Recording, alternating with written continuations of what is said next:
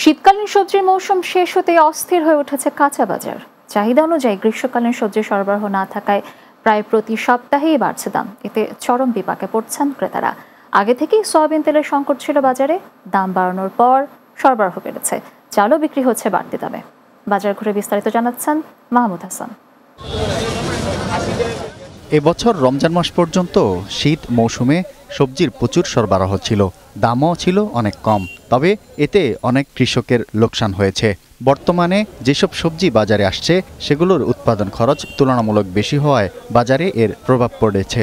এখন পটল, বটবটি, সজনে বিক্রি হচ্ছে ৮০ টাকার বেশি দরে। বেগুন, পেঁপে, ঢেঁড়স ও চিচিঙ্গার কেজি ৫০ থেকে ৬০ টাকা। লাউ নিচ্ছি, লাউ ৬০ টাকা দিয়ে নিলাম। কম কি এর ১ কেজি ভেন্ডির দাম ৫০-৬০ টাকা, এগুলো দেখা গেছে অনেক দিন ধরে এরকম দাম। বাজারে মিনিকেট চালের দাম কমেনি। বিক্রেতারা জানান এখন বোরো ধানের মৌসুম চলছে। তবে এখন পর্যন্ত মাত্র ২-১টি ব্র্যান্ডের বোরো ধানের মিনিকেট বাজারে এসেছে। তাতে সার্বিকভাবে চালের দামে কোনো প্রভাব পড়েনি।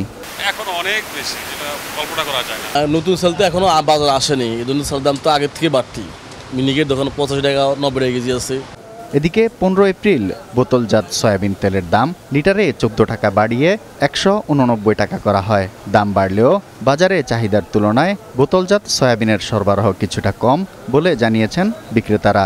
১ লিটার যদি ১৪-১৫ টাকা বাড়ে তাহলে তো অনেক। রমজানের ভিতরে তারা মার্কেট সিন্ডিকেট করে ফেলছিল, তাই ৮১৭ টাকার যে তেলটা সেটা হয়ে গেছে আপনার ৮৫২ টাকা। মাহমুদুল হাসান, বাংলা টিভি, ঢাকা।